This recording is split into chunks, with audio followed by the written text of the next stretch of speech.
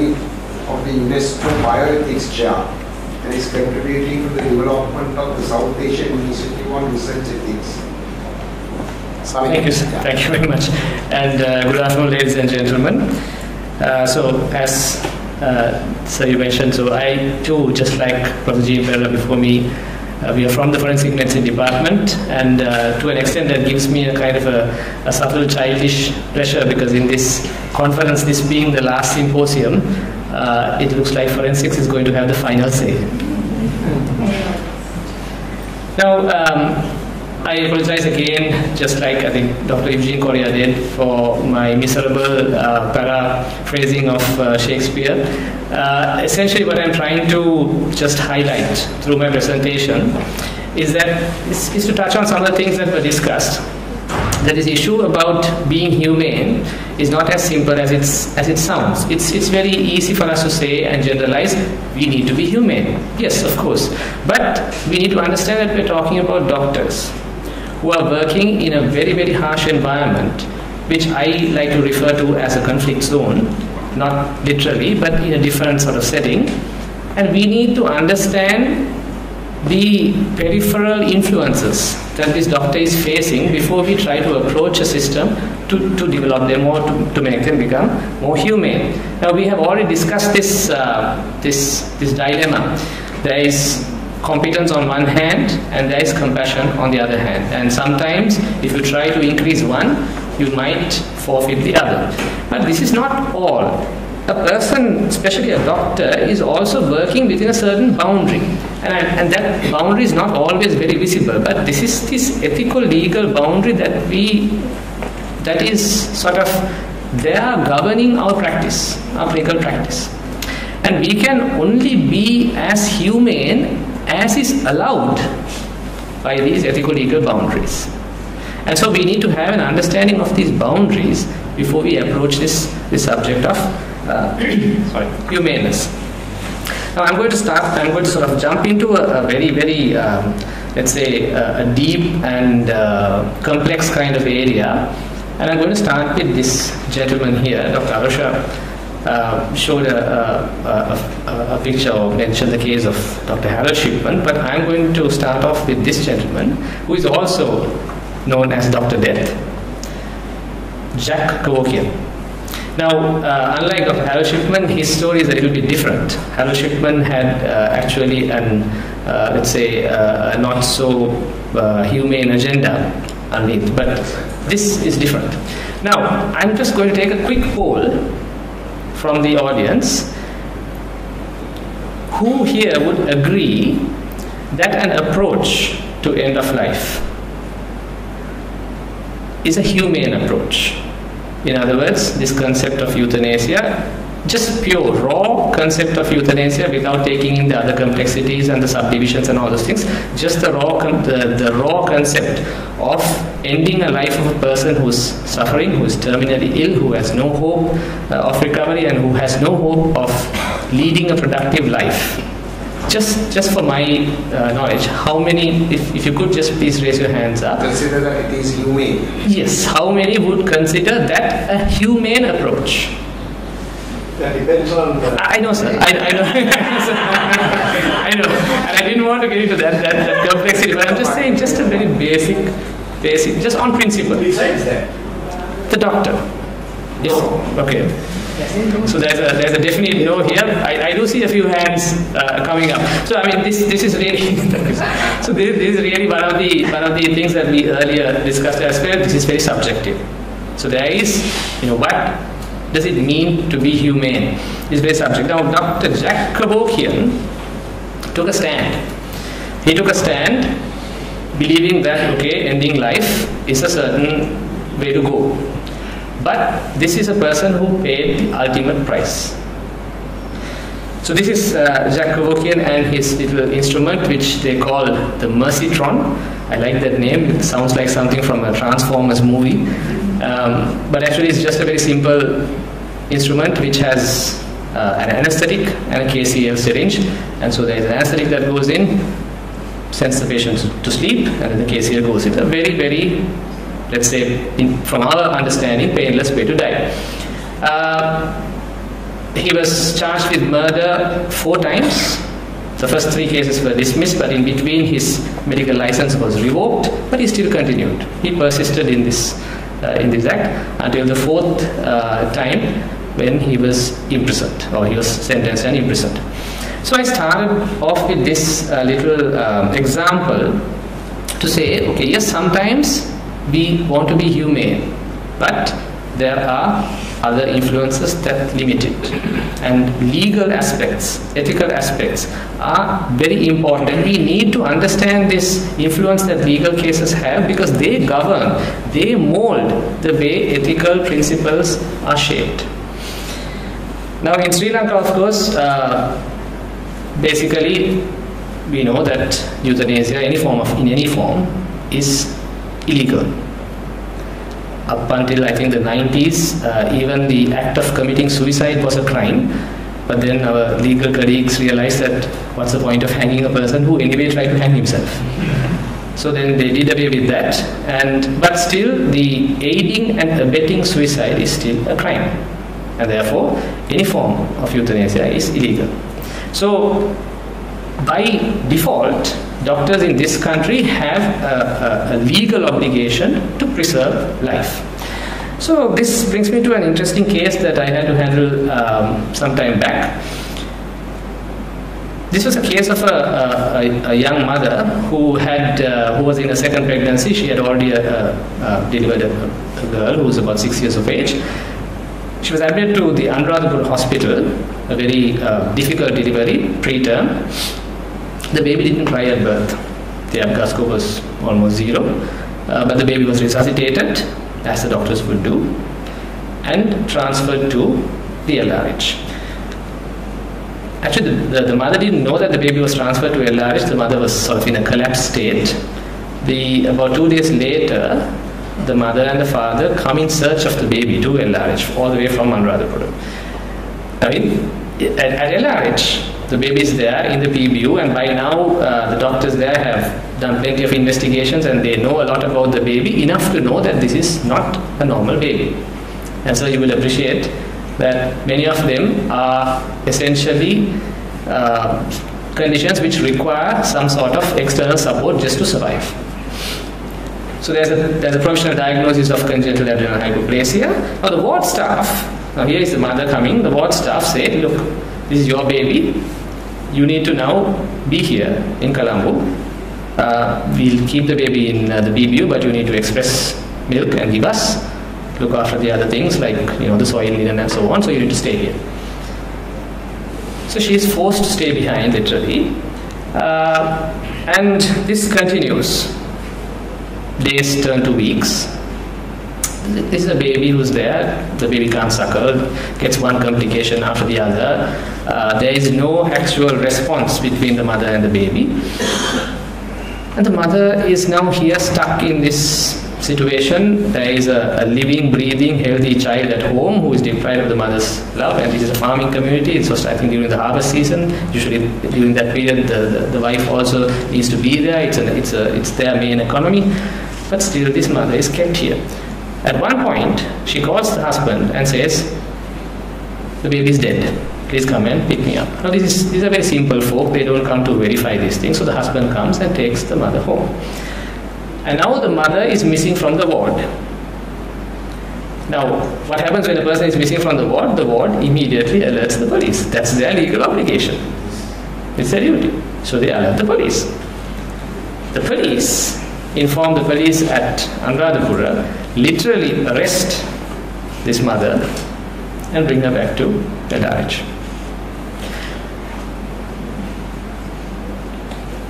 So this level of frustration ultimately builds up to the level where the mother cannot take it anymore. After 26 days, grabs the baby, rushes to the nearest open window and drops the baby out. Yes, so the PBU is somewhere in the 10th floor, I think somewhere in that, and then that's the end of the baby. But if it had ended there, that would be fine, but that's not the end. The mother now gets incarcerated for infanticide. So that's the end of the family. Now, why did I mention this case? Now, here's a situation where doctors did their utmost to preserve the life of the baby. They are duty bound to do so. But in doing that, they ignored, I think, a basic concept of humanity or humaneness. True, it is choosing one or the other. It's not a difficult decision. Looking at it retrospectively, we could say, yes, if we had left the mother alone, this wouldn't have happened. The family would still be at least happy. But the doctors can't do that. And we have to understand that sometimes just needing to do good or needing to do humane is not enough. They are duty bound to certain practices. I think in the earlier session, Madhava spoke about this difference between the Eastern and Western, or at least let's say the Western cultures, where patient autonomy is an essential focus in clinical practice, whereas in our setting, maybe not so much.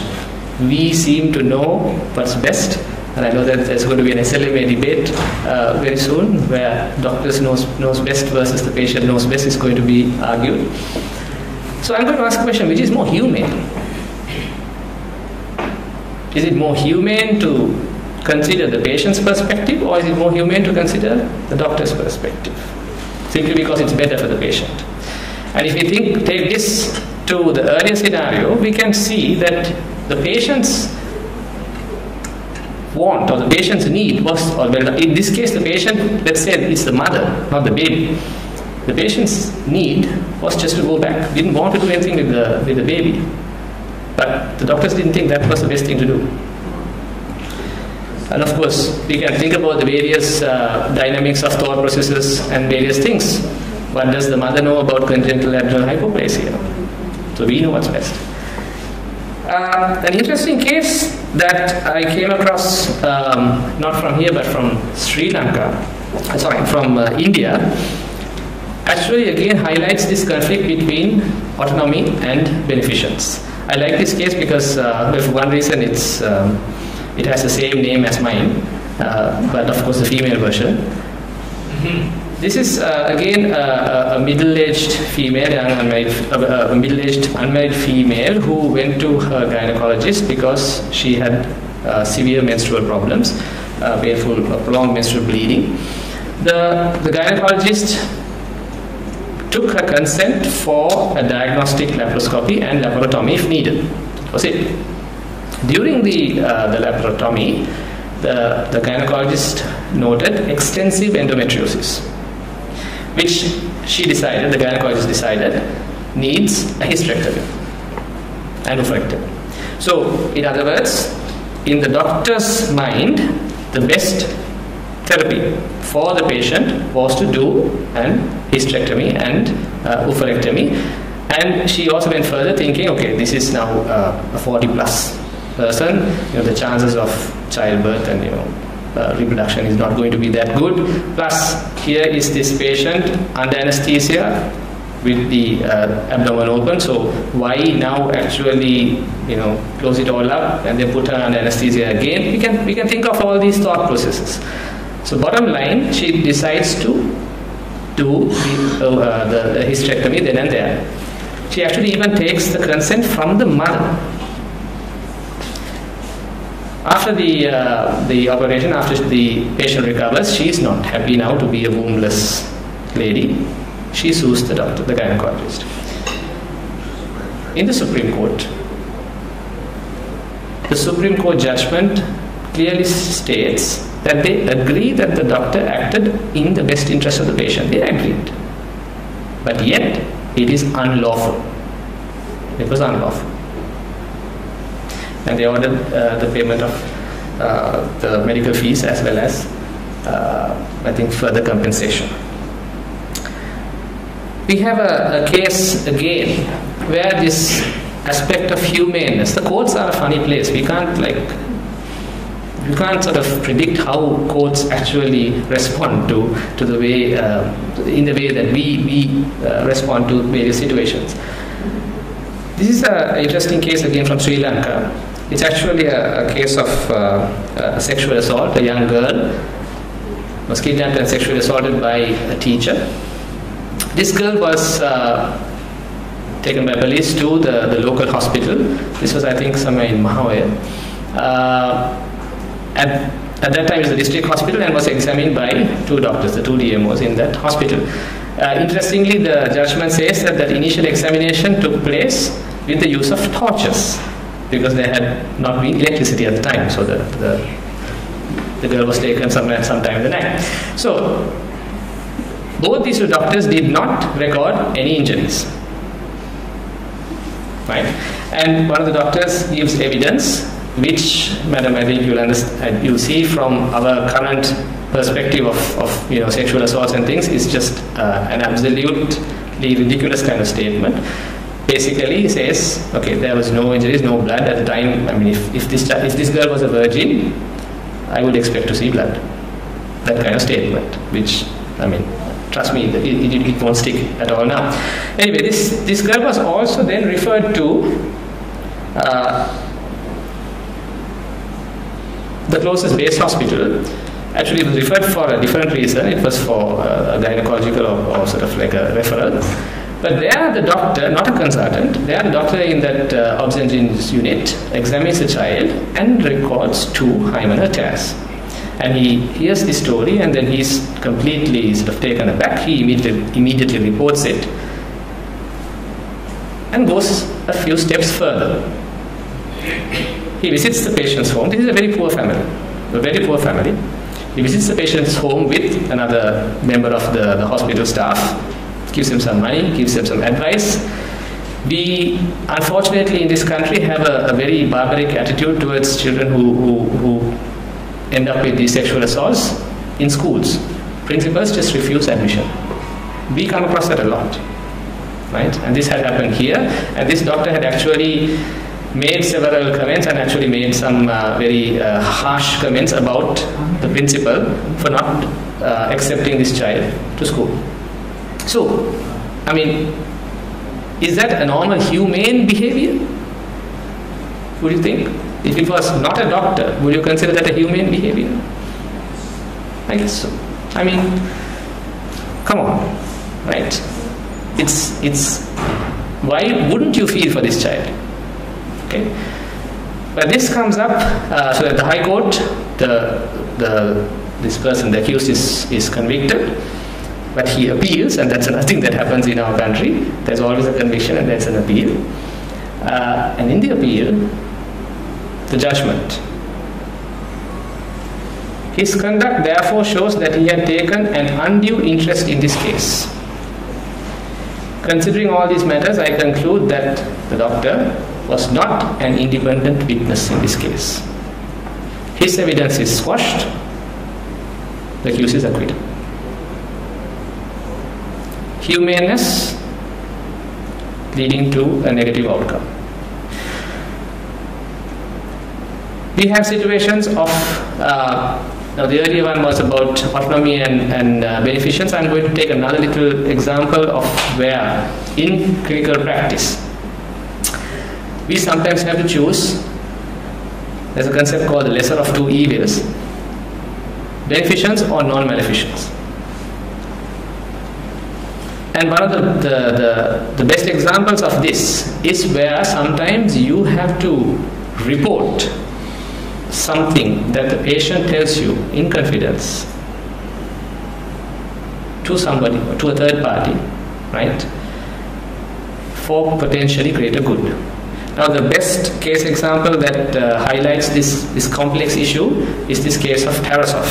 I don't know if any of you have heard of it, but essentially this the person, Prasanjit Podda, was an Indian immigrant in California who had a psychiatric illness and who actually told the psychiatrist, the campus side, they were in a campus, the campus psychiatrist, that he's fixed on this girl.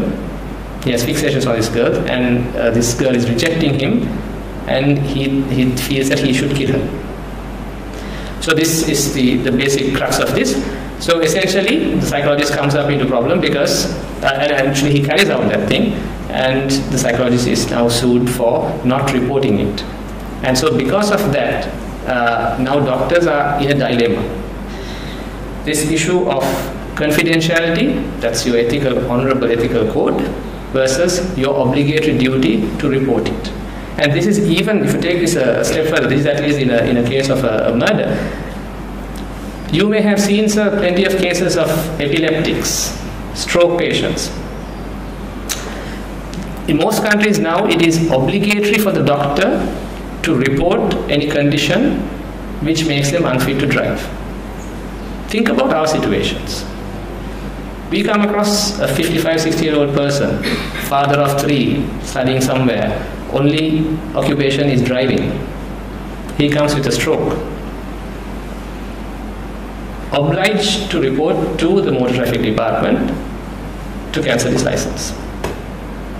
Now here is an ultimate test of humanity or humaneness. What do? You are obliged to report, or do you protect this family? So the reason I brought up some of these cases, and there are plenty of examples of cases where by not reporting, doctors have ended up getting sued. So we, I think, have come full circle to what we were discussing, I think, in the morning, in the first session. I think Professor Mendes, you mentioned that it's not enough just to have humaneness in one person, but we need to think about the whole system, the healthcare system.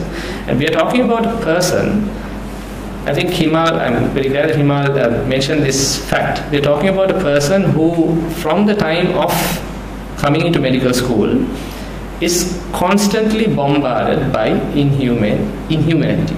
In other words, I don't believe, actually I refuse to believe that the people who come to medical faculty are low on emotional intelligence. I think that's not what happens. And I think I don't quite agree with this concept of learning to be more humane. What I think is, we start losing our humanity. So there is no need for us to become more human. It's just that we need to have some sort of buffer to stop us from eroding that humanity or humaneness. And so while we concentrate on actually developing individual graduates or undergraduates, we also need to have some sort of system or some sort of method which looks after these doctors who are already in this conflict zone. And so how do we do that is again an important thing. Could we have, now we have best practice guidelines for, let's say, dengue or whatever, all those things. Do we have any actual guidelines for ethical dilemmas? There is, I know that the SLMC code of conduct, but I've been lecturing to undergraduates and postgraduates, and I know that most of them look blank when I ask them have they read that SLMC guidelines. They haven't. I don't know what the reason is, but unfortunately that's how it is. Or can we go a step further? Can we have some sort of, now we have helplines. Can we go a step further, maybe to the SLMC or the SLMA? Can we have some sort of helpline where if a doctor is faced with some sort of issue, could there be a central place where they can call up? It may not be possible to give an answer, but at least the doctor will realize that there is somebody out there which he can reach out for and share this issue. So I'll leave you with that thought, I think. And thank you very much. Thank you, Sameera, for an extremely thought-provoking presentation with some very, very excellent examples. I think it's open to discussion. Right, Susie. Thank you, Sameera. Yes, as was mentioned, I was about to say that yours was a very excellent presentation. Brought out some of the aspects in medical ethics that has confronted people for generations, the ethical dilemmas, and you very well brought it together with the concept of humaneness as well. The issues that you brought up are because they are dilemmas. Yes. Each one is a highly complicated issue which can be debated on both sides of this dilemma. And sometimes you will never probably achieve a resolution. And sometimes these have been left by ethicists to a final decision and judgment of the individual doctor or the individual doctor and the patient. With no kind of determination as to whether it is ethical or not. It is only because you cannot resolve them on terms of basic ethical principles or the 4 pillars of medical ethics or whatever. So I think it's very important that you brought up that issue in the context of humaneness. I mean, is this act in terms of humaneness? No, I mean, obviously sometimes some of those what you said, I agree, but some of what you brought up, I tend to disagree. For example, you seem to be biased for euthanasia. And that is why you use the word mercitron. And that is why you didn't use the word Paratron. Also the other word that is used. Yes, that's true. Paratron is the machine of death. Yeah. So you did use it. Your bias on that. So as you can see, I mean, euthanasia is another major issue, which is unresolved. But still, certain countries in the world are recommending and accepting, and it's legal for positive euthanasia and active euthanasia. So major issues. Thank you very much for bringing this up. Thank you, sir. Thank you, Sameera, for the excellent presentation. You proved that we are not alone for being inhumane. I think we need a system humaneness. Now, in the hospital, the baby that was thrown out the window, doctors have done their best, probably. But no, doctors have not done their best. Probably. No, I must say, I strongly tell you, because there was absolutely no necessity to insist on the mother staying in the baby. No, that is not. I mean, that is not. I don't know from where that requirement came. And if I may, my point is that there could have been somebody who would have talked to the mother. There are options available for the mother, and if somebody who could say that, you go home, I look after the side of the baby. Breast milk is one thing that cannot be matched, but there are other options. And then I will look after the linen and all that. You go home, take your time and come back. And we could not find a single person to say that. That is why I am saying we need a humaneness in the system. No, I mean, that, to me, Vasanta, that shows complete lack of humaneness in the doctor who was looking after that. I mean, you know, I am a strong advocate of breastfeeding, but there is no obligation that the mother should be, especially you have to balance the things. And sometimes in my ward where I feel that the mother's presence is really necessary and the mother's conflict is the other child, I have admitted the other child also and allowed if she wanted. Otherwise, we would let them go. You know what I mean? I don't know on what basis they insisted on the mother staying with the baby. I think it's not only the doctors here that we have to think about, it's the whole board staff, the sisters and things. And interestingly, sir, inhumane. Interestingly, I went through that wedding ticket. There was only one statement or documentation with regards to the mother. In the sense that there was one doctor who had actually just picked this fact up that the mother is, depressed. I can't remember the exact words, but had made a little note on the patient. So that shows that there had been a doctor who actually did pick it up. But the thing is, I didn't see any other note from that same handwriting in that whole thing. So this would have been maybe just one registrar, one MO who just saw it in passing. It's an inhumane institution. What is interesting or curious is the ultra efficiency of the police. When they have so much of things to do, they go all the way to Gunawardena and somehow pick her up and bring her back. No. We were listening to Eugene about Do you know that the rehabilitation hospital at Ragamba insists that when a paraplegic or a hemiplegic patient is admitted, that a family member has to stay by his side in order to take him to the toilet, etc. If a family member is not available to stay, he is not admitted, he is sent back. to the hospital. That is an absolute requirement. Can you imagine? This is called a rehabilitation hospital. So may I add a little thing that patients who get admitted to hospitals, especially trauma patients, anybody with a fall or anything, is simply not discharged, even if the patient wants to go home, until he's seen by a medical legal person. Even if the patient doesn't want it, they're not discharged. If they want to go, you can go, but we are going to say that you have left against medical advice. Who is the ward staff protecting? Not the patient. The patient doesn't want a medical legal examination. The ward staff is protecting themselves, because it's simply because they do not want to go to courts that they refuse to discharge the patient.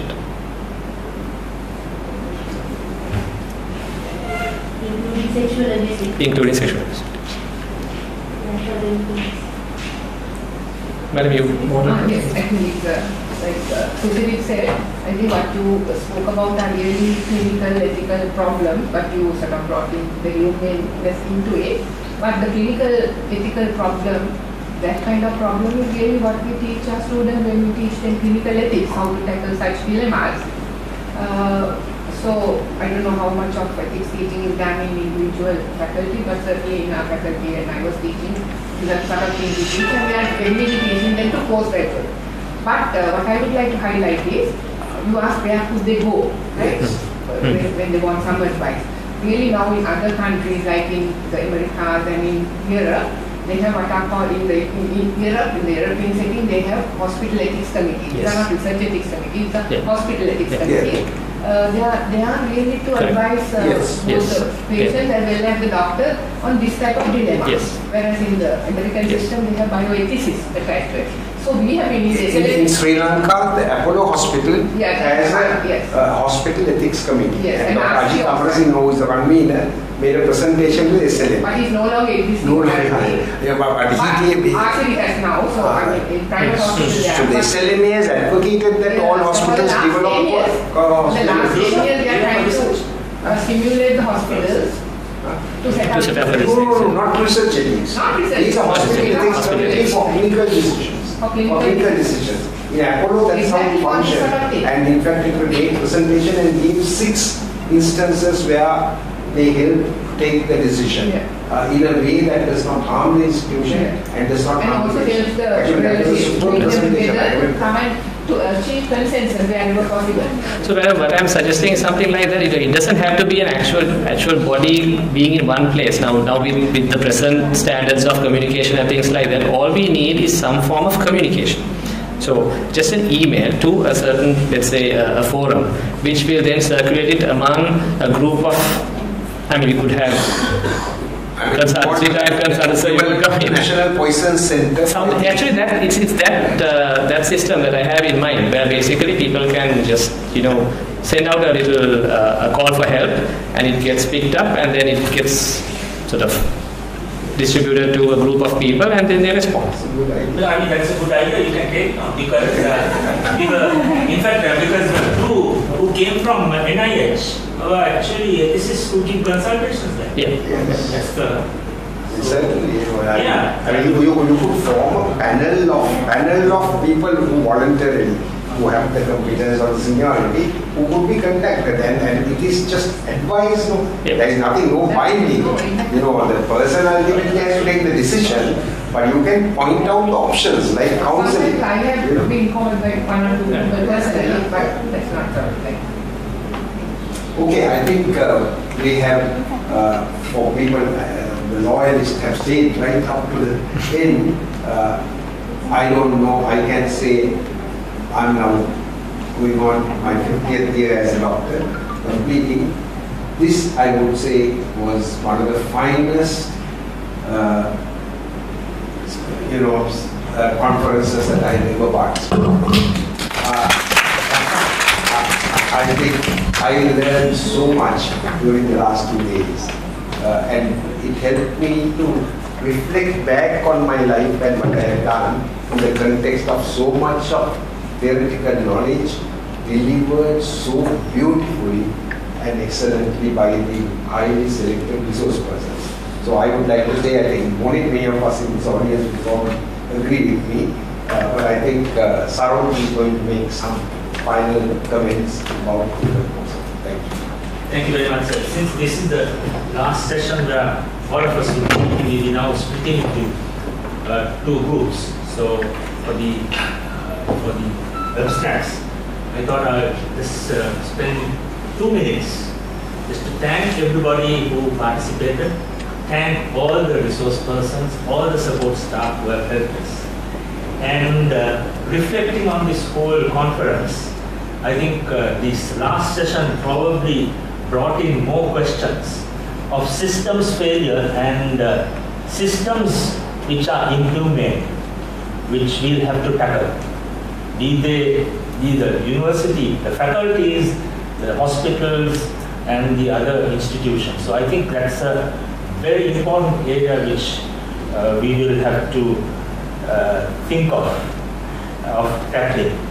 And also, Sameera brought in this issue about the framework which we have to work in, the cultural, the legal framework. And these are things which we will probably have to tackle as we go along. And I think there is optimism because we have Sameeras and Aroshas and Himas to take this forward. So I think with that optimistic note, let me once again thank you all and thank you for this lovely intellectual, what shall I say, it was a fascinating 2 days of intellectual activity which we had. Thank you.